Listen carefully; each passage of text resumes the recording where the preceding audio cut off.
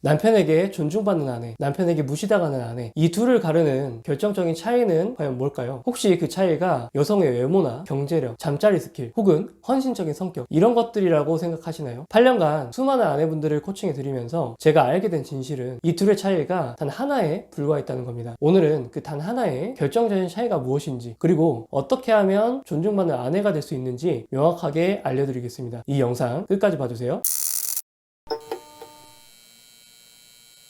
우리는 이렇게 알고 있을 겁니다. 결혼이란 서로 믿고 의지하는 것이고, 부부는 세상에 다 하나뿐인 완벽한 내 편이다, 이렇게 말이죠. 그래서 남편이 힘들어 보일 때 우리 일처럼 가슴 아파했고, 남편이 원하는 것이면 우리 것을 포기해서라도 들어주려고 애썼을 겁니다. 그게 우리의 역할이라고 믿어왔을 거예요. 하지만 바로 그 믿음이 우리를 함정에 빠뜨렸던 겁니다. 왜냐하면 사실 부부란 세상에서 가장 가까운 내 편인 동시에 때로는 가장 치열한 경쟁자가 될 수밖에 없는 모순적인 관계이기 때문입니다. 평소에는 더없이 좋은 동반자지만 각자의 자존심, 시간, 돈, 육아 문제, 이런 것들처럼 이해관계가 충돌되는 순간 우리는 서로의 이익을 지키기 위해 싸워야 하는 적이 되기도 합니다. 아마 많이들 느끼셨을 겁니다. 남편이 어느 날은 정말 다른 사람인 것 같다, 이렇게 말이죠. 평소에는 다정하고 든든한 내 남편이었다가 어떤 순간에는 갑자기 나를 매몰차게 공격하는 차가운 적이 되는 순간 느껴보셨을 거예요. 그리고 여기서 남편에게 쉽게 무시당하는 아내들은 내 앞에 서 있는 사람이 이미 적으로 돌변했는데도 남편을 여전히 같은 편이라고 생각하고 대응합니다. 우리가 같은 편인 내 남편을 대할 때의 방식을 한번 생각해보죠. 우리는 남편과의 관계를 공동 운명체로 봅니다. 그래서 문제가 생기면 함께 해결해야 될 우리의 과제라고 생각하고 솔직한 이야기를 나누죠. 그러면서 우리의 약점을 솔직하게 털어놓을 겁니다. 왜냐하면 남편이 우리를 언제든 헤아려주고 기꺼이 도와줄 수 있을 거라는 믿음이 있기 때문이에요. 이 모든 상호작용의 기본 전제는 우리는 함께 행복해야 한다, 이것입니다. 하지만 남편이 적으로 돌변하는 순간 어떻게 되나요? 남편의 사고의 회로는 우리와 완전히 다른 방식으로 작동하게 될 겁니다. 남편에게 문제란 아내와 내 사이의 승패, 이것으로 바뀌게 될 거예요. 우리의 약점은 남편에게 공격할 수 있는 빌미를 제공하게 될 겁니다. 그렇게 적이 된 남편은 이런 우리의 약점을 지독하게 공격해서 어떻게 해서든 자신이 손해보지 않고 이길 수 있는가, 이것에만 집중하게 될 거예요. 그런데 이 상황에서 우리도 남편을 적으로 인식하지 않게 되면 어떻게 될까요? 어떤 일들이 벌어지는지 차근차근 설명해 드리겠습니다. 우리는 보통 남편에게 도와달라, 나를 이해해달라, 이런 식으로 이야기를 하게 될 겁니다. 하지만 이런 우리의 행동이 사실 적이 되어버린 남편에게는 우리가 이렇게 이야기하고 있는 것과 마찬가지입니다. 너가 나를 그렇게 공격하면 내가 너무 아파. 이곳이 내 약점이니까 너가 나를 공격할 때 꼭 이 약점을 건드려야 돼, 라고 말이죠. 아마 같은 상황이 반복될수록 남편의 무시와 공격은 더욱더 커질 수밖에 없습니다. 우리의 선의와 헌신, 솔직함, 이런 요소들은 같은 편인 내 편을 대하는 가장 훌륭한 전략이긴 하지만 적을 상대할 때는 가장 어리석고 위험한 전략이 되어버리는 겁니다. 마치 우리는 남편에게 맨몸으로 다가가려고 하는데 남편은 우리에게 날카로운 칼날을 계속 휘두르고 있는 겁니다. 아마 여기까지 들으시면 마음속에서 이런 반발심이 드실 거예요. 아무리 그래도 그렇지, 남편이라면, 내 배우자라면 그렇게 하면 안 되는 거 아니에요? 우리를 이해를 하고 보듬어줘야죠, 라고 말입니다. 물론 틀린 말은 아닙니다. 좋은 남편, 좋은 배우자란 상대를 얼마나 잘 수용하고 이해해주는지에 달려 있겠죠. 하지만 지금 이 상황에서 남편을 탓하고 억울해하고 화를 내는 건 우리에게 아무런 도움이 되지 않습니다. 왜냐하면 최소한 남편이 이미 우리를 적으로 인식하는 그 순간만큼은 남편이 우리를 이해해주거나 수용해줄 수 있는 능력이 없다, 이것이 증명된 상황이기 때문입니다. 이건 무작정 남편이 좋은 사람이다, 나쁜 사람이다, 이런 인성의 문제로만 보지 않으셨으면 합니다. 사실 이건 인간이라면 누구나 가진 지극히 동물적인 특성에 가깝거든요. 인간도 결국 동물의 한 종류입니다. 침팬지나 고릴라 같은 사회적 동물들은 서로 간의 권력 관계를 항상 신경 씁니다. 그래서 그 권력을 차지하기 위해서 항상 갈등과 투쟁이 있어요. 인간 또한 마찬가지로 자신의 영향력을 확인하고 우위에 서려는 그런 생물학적인 본능이 깊이 내재되어 있거든요. 아무리 사랑하는 부부관계라 할지라도 이 원초적인 본능에서 완전히 자유로울 수는 없습니다. 물론 저는 그런 사람이 아닌데요, 라고 생각하실 수도 있을 거예요. 그런데 예를 한번 들어볼까요? 시어머니와의 관계를 한번 떠올려 보시죠. 평소에는 좋은 관계를 유지하고 있다가도 시어머니 시어머니께서 우리에게 이렇게 이야기를 하는 겁니다. 아예 배고프지 않냐? 밥 안 먹었어도 과자라도 좀 챙겨줘라. 아예 감기 걸린다. 옷 더 두꺼운 거 입어야 된다니까? 이런 식으로 지적을 하는 순간 우리 마음속에서는 어떤 생각이 들까요? 아, 우리 어머님은 다른 세대 사람이니 그럴 수도 있지. 이해해 드려야지. 이런 이성적인 생각이 먼저 드시나요? 아니면 내 양육 방식에 대한 공격이다 라고 느끼고 즉각적으로 방어하거나 반격하고 싶은 마음이 생기셨나요? 아마 대부분은 후자일 겁니다. 그 순간만큼은 시어머니 역시 우리의 자존심과 자율성을 침범한 경쟁자 내지는 적으로 느끼게 됐을 거예요. 이처럼 어떤 관계에서든 이런 일이 일어날 수 있다. 이 사실을 먼저 인정하는 것이 중요합니다. 그렇지 않으면 우리는 남편이 내 편으로 돌아와 주기만을 바라면서 남편이 휘두르는 그 칼에 계속해서 상처 입고 무시당하면서 평생을 끌려다닐 수밖에 없을 거예요. 그래서 저는 남편과의 관계를 기본적으로 정치라고 생각하는 편이 우리에게 훨씬 더 유리하다고 말씀드리고 싶습니다. 정치에서는 어제의 적이 오늘의 동지가 되기도 하고 오늘의 동지가 내일의 적이 되기도 하잖아요. 중요한 건 그 정치인들이 서로 마주보면서 웃고 떠들더라도 상대를 적이라고 인식하는 순간 그들은 더 이상 감정에 호소하거나 상대방을 온전히 믿고 모든 것을 내어주지는 않습니다. 그들은 이전에 관계가 얼마나 끈끈했냐 이것과 상관없이 싸워야 될 때는 싸우고 철저하게 협상해야 될 때는 협상을 합니다. 그렇게 자신의 이익을 지켜내죠. 이제 그동안 왜 내가 남편에게 속수무책으로 끌려다녔는지 그 이유를 좀 아실 것 같나요? 바로 우리는 남편과 협력하는 방법에만 익숙했지 적으로 변한 남편과 잘 싸워서 나를 지켜내는 방법 혹은 적이 된 남편과 동등하게 협상하는 방법 이것에 대해서는 전혀 연습이 되어 있지 않다는 겁니다. 결국 존중받는 아내와 무시당하는 아내의 단 하나의 결정적 차이는 정치를 잘 할 수 있느냐 없느냐 이거인 거죠. 구체적으로는 적이 된 남편을 알아보는 능력 그리고 그에 맞는 대응 전략을 가졌는지 이 여부에 따라서 우리가 무시를 당하느냐 존중받느냐 이것이 갈릴 겁니다. 자, 그래서 지금부터 적이 된 남편을 내 편으로 만들거나 최소한 나를 함부로 대하지 못하게 만드는 4가지 현실적인 정치 협상 전략을 알려드리겠습니다. 첫 번째로 명확한 경계선을 설정해야 됩니다. 이건 단순히 남편에게 이것만은 제발 하지 말아줘 라고 요구하는 거하고 다른 의미예요. 우리에게 명확한 경계선은 남편이 내 편에서 적으로 변했다는 것을 우리 스스로 알아채게 만들어주는 객관적인 기준이 되기 때문입니다. 그래서 경계선을 명확하게 정해두면 남편과 같은 편으로서 서로 의지하고 믿고 지내다가도 남편이 그 경계선을 넘어왔을 때 우리는 단호하게 대처하고 투쟁하고 협상할 수 있게 되는 겁니다. 예를 들자면 이렇게 정해두는 거예요. 어떤 경우에도 나의 인격 모독을 하는 건 용납하지 않겠다. 친정 부모님에 대한 험담은 절대 참지 않겠다. 상의 없이 돈을 쓰는 것은 절대 허용하지 않겠다. 이렇게 우리가 절대로 양보할 수 없는 것들이 무엇인지를 명확히 정해둬야 됩니다. 이 경계선이 명확하지 않으면 계속해서 남편에게 끌려다니게 돼요. 남편이 선을 아슬아슬하게 넘을 때마다 이 정도면 괜찮겠지. 그래, 아직은 내 남편이니까 라고 우리 스스로를 위안하면서 양보를 하게 됩니다. 하지만 이런 양보가 반복되면 어떻게 될까요? 남편은 우리의 경계선을 넘는 것이 너무나 익숙해집니다. 우리를 존중해야 될 이유를 전혀 느끼지 못하게 되는 거죠. 결국 우리의 감정과 의견을 무시하는 것이 남편에게는 너무나 당연한 일상이 되어버립니다. 꼭 기억하셔야 됩니다. 남편의 존중은 아내로서 존중해달라고 구걸해서 얻어내는 것이 절대 아닙니다. 우리가 우리 스스로의 경계선을 목숨처럼 지켜낼 때 그 모습을 본 남편이